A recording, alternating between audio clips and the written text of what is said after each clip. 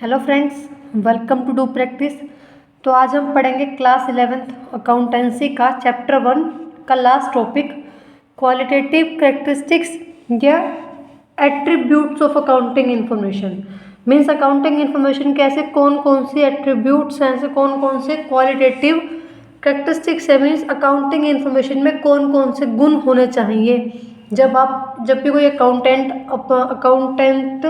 Information बनाता है, उसको अकाउंट्स के अंदर डालता है, तो कौन कौन से मेन इन्फॉर्मेशन होनी चाहिए, कौन कौन से मेन कैरेक्टरिस्टिक्स होनी चाहिए उन इन्फॉर्मेशन के अंदर। तो बाकी चैप्टर हम कवर कर चुके हैं, वो आप जाकर चैनल पर प्लेलिस्ट में चेक कर सकते हैं। तो फर्स्ट कैरेक्टरिस्टिक्स है रिलायबिलिटी। रिलायबिलिटी क्या होता है? रिलायबिलिटी मीन्स विश्वसनीयता। मतलब कि जो वो इन्फॉर्मेशन होनी चाहिए आपके अकाउंट्स के अंदर जो इन्फॉर्मेशन रिलायबल हो, जो इन्फॉर्मेशन विश्वास करने लायक हो, जो इन्फॉर्मेशन क्या हो? रिलायबल हो। यहाँ पर रिलायबिलिटी का मतलब क्या है कि आपके अकाउंट्स में वो इन्फॉर्मेशन हो जो फैक्चुअल हो, मतलब असली हो, और वेरीफिएबल हो, मतलब जिनको आप वेरीफाई कर पाओ। यहाँ पर वेरीफाई करने का मतलब ये है कि आपने मान के चलो कि अगर आपने कोई सेल की है, तो अगर आपने कोई सेल की है, अगर आपने कोई उधार में सामान बेचा है तो उसका आपके पास बिल मिलेगा। अगर आपने वो सामान कैश में बेचा है, नगद बेचा है, तो उसका आपके पास कैश होगा, या उसके पास उसकी भी आपके पास एक रिसिप्ट होगी। ठीक है। तो अगर आप को बाद में आपके ऊपर ये सवाल उठता है कि वो जो सेल है वो कहाँ से हुई, उसका क्या प्रूफ है, तो आपके पास वो बिल होना चाहिए, आपके पास वो सोर्स डॉक्यूमेंट होना चाहिए जिससे आप ये प्रूफ कर पाएँ। मीन्स वेरीफिएबल यहाँ पे क्या हो गया कि जिसको आप वेरीफाई कर पाएँ अपने दूसरे सोर्स डॉक्यूमेंट से। जैसे यहाँ पर मैंने अपने अकाउंट्स में लिखा, ट्रेडिंग अकाउंट में लिखा कि मेरे को सेल इतनी हुई है, मेरे बिजनेस में पूरे साल में 3 लाख की सेल हुई है। फॉर एग्जाम्पल 3 लाख की सेल हुई है, तो अभी जो 3 लाख की सेल हुई है, अगर उसके ऊपर कल को हमसे वेरीफाई करने के लिए कहा जाता है, तो हमारे पास उस 3 लाख की सेल का एक वेरीफाई करने के लिए डॉक्यूमेंट्स होने चाहिए कि मतलब कि मैंने इतने का सेल उधार में किया, इतने का मैंने नगद में सामान बेचा है, तो वो मेरे पास सोर्स डॉक्यूमेंट वो वेरीफाई करने के लिए होना चाहिए, ताकि वो इन्फॉर्मेशन क्या बने? रिलायबल बने, वो इन्फॉर्मेशन आपकी क्या हो? विश्वास करने लायक हो। यही लिखा गया यहाँ पर कि काउंटिंग इन्फॉर्मेशन क्या होनी चाहिए आपकी? वेरीफिएबली। मीन्स कि वो इन्फॉर्मेशन वेरीफाई होनी चाहिए सोर्स डॉक्यूमेंट के साथ, चाहे वो कैश मेमो हो, अगर आपने कैश में सामान किया है, चाहे वो परचेज इनवॉइस हो, सेल इनवॉइस हो, कॉरस्पॉन्डेंस एग्रीमेंट्स, प्रॉपर्टी डीड, या कोई भी ऐसा डॉक्यूमेंट जिससे आप उस इन्फॉर्मेशन को वेरीफाई कर पाओ जो अपने अकाउंट में लिखी है। अगर आप वेरीफाई कर पा रहे हो, मीन्स कि वो इन्फॉर्मेशन क्या है? रिलायबल है। ठीक है। तो वेरीफिएबली क्यों करते हैं हम? वेरीफिएबल इसलिए होती है, वो इसलिए करते हैं ताकि जो इन्फॉर्मेशन डाली गई है उस इन्फॉर्मेशन की ट्रूथफुलनेस चेक की जा सके कि जो इन्फॉर्मेशन आपने रिकॉर्ड की है वो कितनी सच है और कितनी गलत है। तो जो भी इन्फॉर्मेशन आप अपने प्रॉफिट लॉस अकाउंट में डिस्क्लोज करते हैं, तो उन सभी इन्फॉर्मेशन की क्या होनी चाहिए? एक आपके पास सोर्स डॉक्यूमेंट होना चाहिए। और अगर सोर्स डॉक्यूमेंट अवेलेबल नहीं है और आपने वो इन्फॉर्मेशन प्रॉफिट लॉस अकाउंट में या बैलेंस शीट में दिखाई है, तो इसका मतलब वो इन्फॉर्मेशन वेरीफाई नहीं हो सकती और उस पे ऊपर भी हम उतना विश्वास नहीं कर सकते। ठीक है। कुछ अकाउंटिंग रिकॉर्ड ऐसे होते हैं जो ज़्यादा रिलायबल होते हैं, और कुछ होते हैं कि नहीं होते। फॉर एग्जांपल अगर हमने फिक्स्ड एसेट को एक्चुअल कॉस्ट जितने पे हमने वो परचेज की थी उस पर रिकॉर्ड किया है, तो मतलब वो जो आपकी है वो क्या है? वेरी रिलायबल है, वो इन्फॉर्मेशन आपकी विश्वास करने लायक है, क्योंकि सेम आपकी वो हम वेरीफाई कर सकते हैं प्रॉपर्टी डीड से।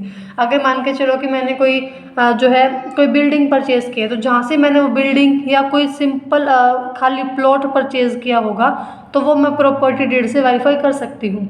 ठीक है। तो उसको हम वेरीफाई किया जा सकता है। तो सिंपल सा इसका कंसेप्ट यही है कि अकाउंट्स के अंदर आप वही इन्फॉर्मेशन डालें जो रिलायबल हो, जिसको आप वेरीफाई कर पाओ, वही उन्हीं इन्फॉर्मेशन के ऊपर सामने वाला जो थर्ड पार्टी है, चाहे वो गवर्नमेंट है, चाहे वो बैंक है, चाहे वो इन्वेस्टर्स हैं, वो विश्वास करेंगे अगर वो इन्फॉर्मेशन रिलायबल होगी तो। सेकंड आपकी क्वालिटेटिव कैरेक्टरिस्टिक्स आती है रेलिवेंस। रेलिवेंस क्या होता है कि वो इन्फॉर्मेशन जो रेलिवेंट हो, रेलिवेंट मतलब उचित, हम इसको बोल सकते हैं, जो इन्फॉर्मेशन बिल्कुल सही हो। अब बात करते हैं कि अकाउंटिंग इन्फॉर्मेशन जब हम डालते हैं तो ये हर किसी का अपना अपना ऑब्जेक्टिव है, मतलब उसमें कोई भी अननेसेसरी, कोई भी फालतू या कोई भी इररेलेवेंट जो सही नहीं है वो इन्फॉर्मेशन हमें अपने अकाउंट्स के अंदर इंक्लूड नहीं करनी चाहिए। अब यहाँ पर रेलिवेंट का मतलब क्या है अकाउंट के पर्पज से, ये है कि अगर मान के चलो क्रेडिटर, अब क्रेडिटर अपनी अलग तरीके से बैलेंस शीट को देखता है क्योंकि उसको वो चेक करना होता है कि प्रॉफिट में कितना है। इन्वेस्टर अपने अकॉर्डिंग बैलेंस शीट को देखता है, गवर्नमेंट अपने अकॉर्डिंग बैलेंस शीट को देखती है। तो हर पार्टी का, चाहे वो बैंक है, चाहे वो गवर्नमेंट है, चाहे वो क्रेडिटर है, हर पार्टी का बैलेंस शीट देखने का नज़रिया अलग है क्योंकि सबको अपनी अलग अलग इन्फॉर्मेशन चाहिए। ठीक है, तो इन्फॉर्मेशन ऐसी होनी चाहिए अकाउंट्स के अंदर जो हर एक पार्टी को, हर एक पार्टी के इंटरेस्ट में हो, मतलब उस बैलेंस शीट से क्रेडिटर को भी वो इन्फॉर्मेशन मिले वो जो चाहता है, इन्वेस्टर को भी वो इन्फॉर्मेशन मिले जो वो चाहता है, और गवर्नमेंट को भी वही इन्फॉर्मेशन मिले जो वो चाहती है।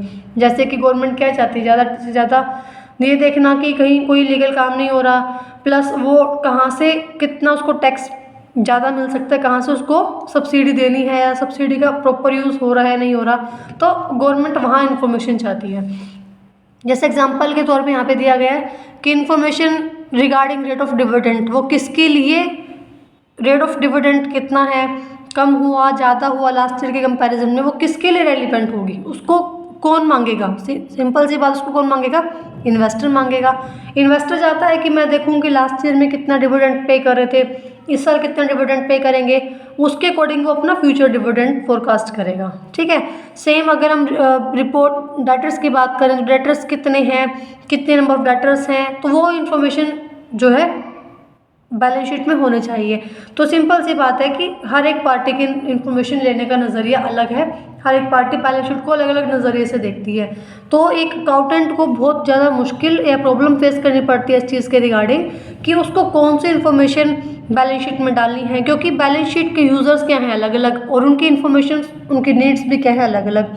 फॉर एग्जांपल जब बैंकर्स है वो अलग तरीके से चाहते हैं, जो इन्फॉर्मेशन बैंकर्स को चाहिए वो ज़रूरी नहीं कि वो इन्वेस्टर को भी चाहिए। अकाउंटेंट को इस चीज़ पे पूरी स्टडी करनी पड़ती है कि वो ऐसी कॉमन इन्फॉर्मेशन निकाल के लेके आए जो बैंकर्स के लिए भी इजी रहे उसको स्टडी करने में, वो गवर्नमेंट को भी हेल्पफुल हो, उससे इन्वेस्टर्स को भी हेल्पफुल हो।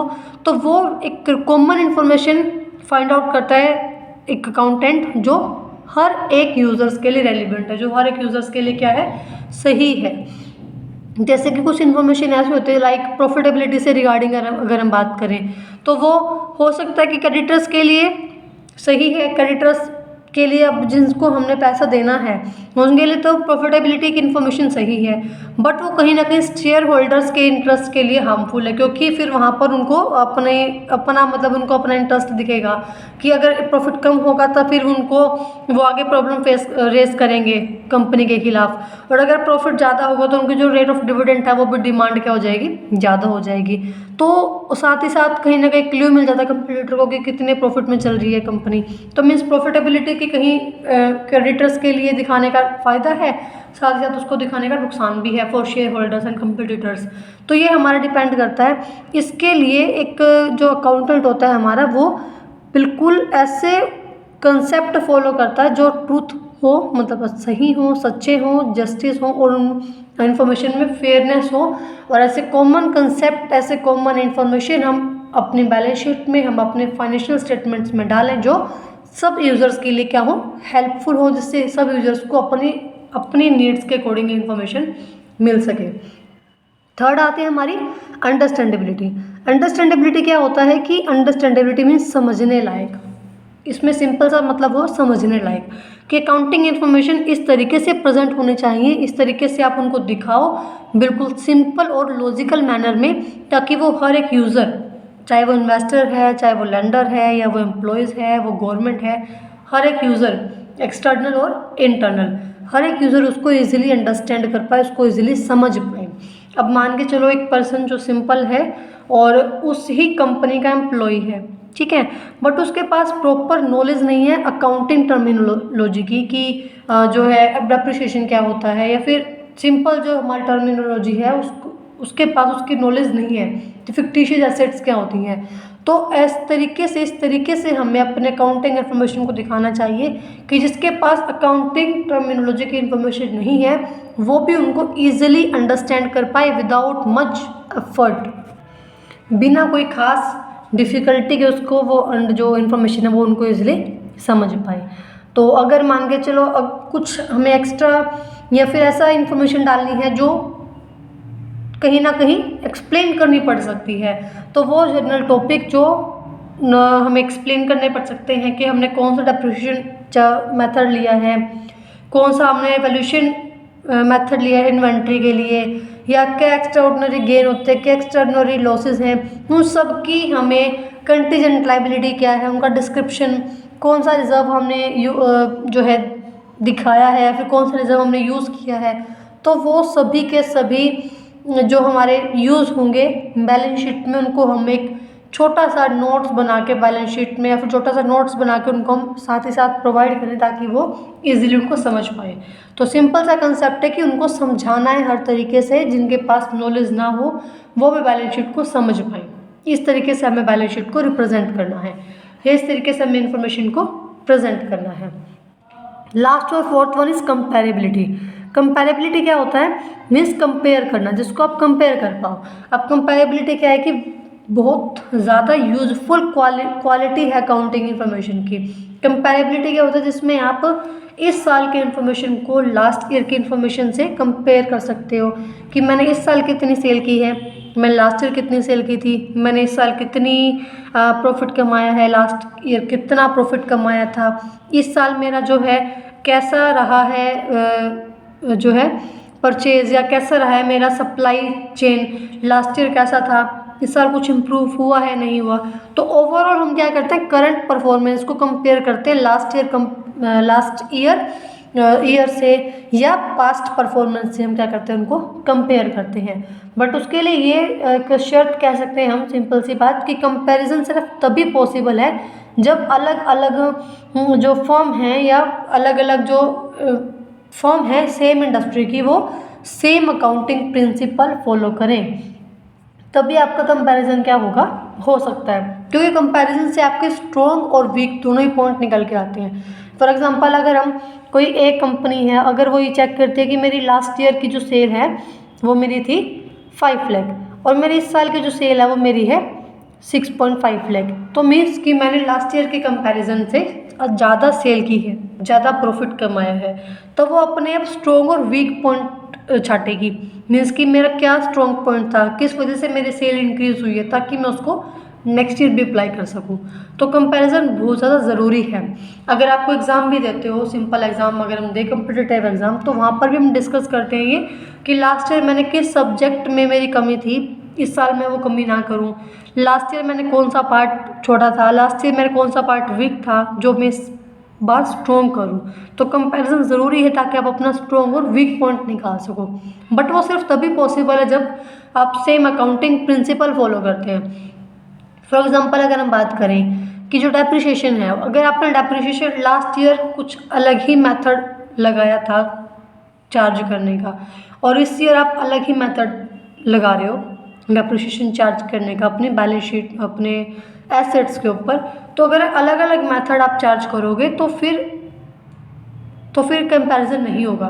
मीन्स कि अगर आपने लास्ट ईयर एसएससी का एग्ज़ाम दिया था और इस साल आप यूपीएससी की प्रिपरेशन कर रहे हो, तो दोनों ही चीज़ें अलग हैं। आप किस बेस पे कंपैरिजन करोगे? अगर आप सेम एग्ज़ाम दे रहे हो, सेम चीज़ों को फॉलो कर रहे हो, तभी आप कंपैरिजन कर पाओगे। ठीक है, तो सिंपल सी बात है कि कंपैरिजन पॉसिबल तभी है जब आप सेम अकाउंटिंग प्रिंसिपल फॉलो करते हैं हर एक साल, ईयर टू ईयर, जब आप सेम अकाउंटिंग प्रिंसिपल फॉलो करते हैं। यही हमारा कंसिस्टेंसी कंसेप्ट भी कहते हैं, प्रिंसिपल कहते हैं, जिसको हम नेक्स्ट चैप्टर में डिस्कस करेंगे।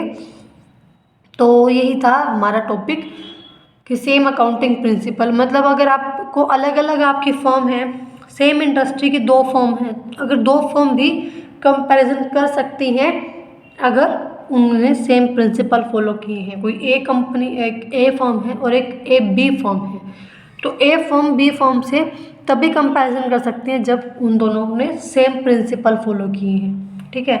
2 स्टूडेंट्स हैं ए और बी, वो तभी कंपेयर करेंगे जब उनके पास फैसिलिटीज सेम थी, जब उन्होंने सेम एफर्ट्स लगाए थे, तभी कंपैरिजन हो सकता है, ठीक है। तो जहाँ पर सेम प्रिंसिपल्स फॉलो होंगे वहाँ पर कंपैरिजन पॉसिबल है और कंपैरिजन ज़रूरी भी है। तो आई होप आपको समझ में आया होगा टॉपिक। सिंपल सा और लास्ट टॉपिक था चैप्टर 1 का, meaning and objectives of accounting. I hope आपको क्लियर हुआ होगा। कोई डाउट है तो कमेंट सेक्शन में कमेंट कीजिए, और वीडियो अच्छी लगे तो वीडियो को लाइक कीजिए, चैनल को सब्सक्राइब कीजिए और वीडियो को अपने फ्रेंड्स के साथ ज़्यादा से ज़्यादा शेयर कीजिए।